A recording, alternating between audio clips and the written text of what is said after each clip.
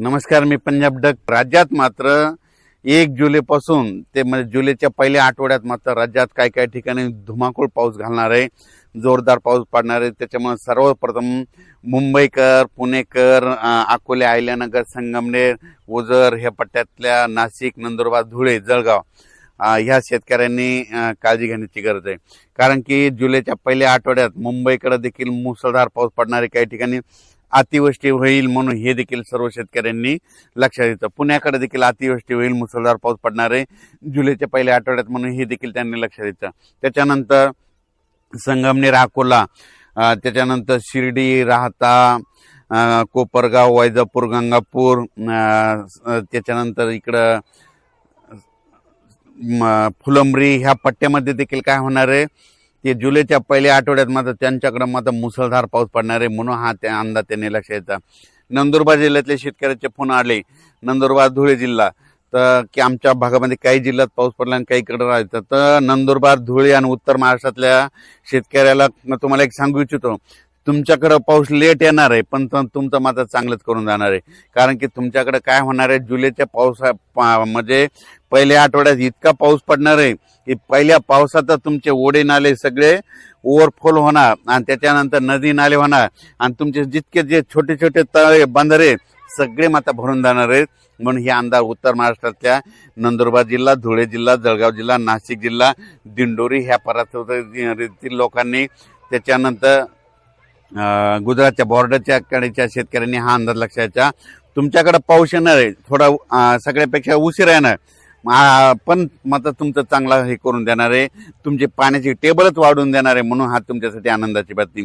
त्याच्यानंतर मराठवाड्यातल्या शेतकऱ्याला सांगू इच्छितो, मराठवाड्यामध्ये परभणी जिल्हा, बीड जिल्हा, लातूर जिल्हा, हिंगोली जिल्हा, नांदेड जिल्हा, संभाजीनगर आणि जालना जिल्हा, मराठवाड्यात आज देखील रात्रीच्याला पाऊस आहे. 8 तारखेपर्यंत मराठवाड्यात दररोज वेगवेगळ्या भागात, वेगवेगळ्या गावात, वेगवेगळ्या तालुक्यात असा दररोज वेगवेगळा भाग पकडत असा पाऊस पडणार आहे.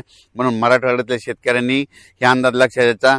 जमिनीमध्ये ओला असेल तर तुम्ही तुमचं पेरून टाकायचं, नसता मग काय होईल की तुम्हाला 10 जुलै नंतरच पेरणी करायला वेळ भेटेल. कारण की आता मी सांगू शकतो, मी माझ्या शेतात ते 4 दिवस झालं वापसाच होत नाही, आम्हाला पेरायचंय पण पेरणी करताच येणं. म्हणून शेतकऱ्यांना ज्यांच्याकडे ईदभर ओले त्याने पेरणी करून टाकायची मराठवाड्यातल्या शेतकऱ्यांनी.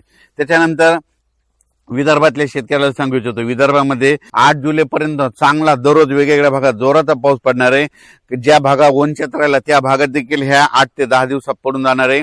म्हणून ज्यांची पेरणी ईदभर ओल असेल ते विदर्भातल्या वर्धा जिल्हा, नागपूर जिल्हा, भंडारा जिल्हा, यवतमाळ जिल्हा, वाशिम जिल्हा, हिंगोली जिल्हा, अकोला जिल्हा, अमरावती जिल्हा, बुलढाणा जिल्हा, त्या शेतकऱ्यांनी काय करायचं, जमिनीत ओल झाली तर तुम्ही तुमची पेरणीची काळजी करून टाकण्यास काही हरकत नाही. म्हणून हेच देखील विदर्भातल्या शेतकऱ्यांनी लक्षात घ्यायचं.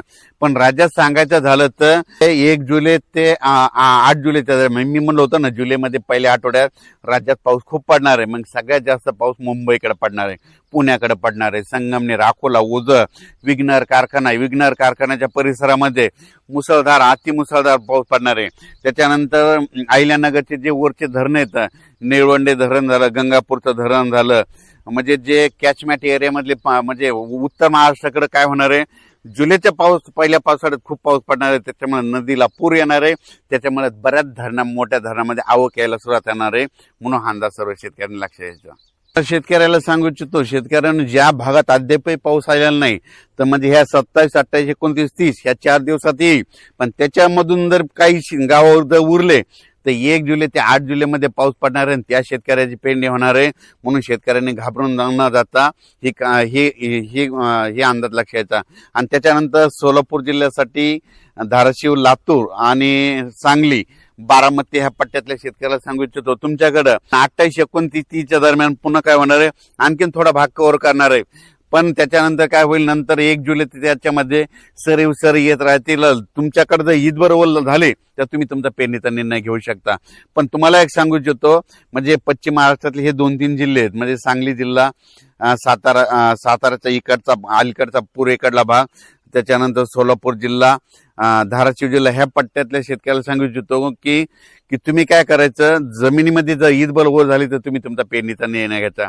तुमच्याकडे थोडं पावसाचं झुकतं माप कमी राहणार आहे, पण जास्त पाऊस मात्र उत्तर महाराष्ट्राकडे पडणार आहे.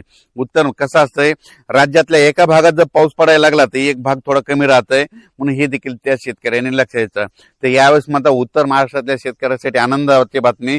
नंदुरबार जिल्ह्यातले शेतकरी जे फोन आले आमच्याकडे पाऊस कमी, तर तुमच्याकडे कमी असला तर काय हरकत नाही, पण ह्या म्हणजे 3 दिवसात 1 जुलै ते 10 जुलै मध्ये जे पाऊस येईल ते तुम्हाला खूप म्हणजे सगळ्यात महाराष्ट्रामध्ये जास्त पाऊस पडणार मग तुमच्याकडे राहणार आहे, म्हणून अंदाज लक्ष द्यायचा. मात्र जुलैच्या पहिल्या आठवड्यात पहिल्या वीक मध्ये मात्र हेवी टू हेवी रेन म्हणजे खूप मोठा पाऊस पडणार आहे. काही काही ठिकाणी अतिवृष्टी होणार आहे, अति मुसळधार पाऊस पडणार आहे, म्हणून हा अंदाज सर्व शेतकऱ्यांनी लक्षात घ्यायचा. म्हणजे खास करून उत्तर महाराष्ट्राकडे मुंबई पुणे नाशिक त्यांनी सतर्क राहण्याची गरज आहे. धन्यवाद.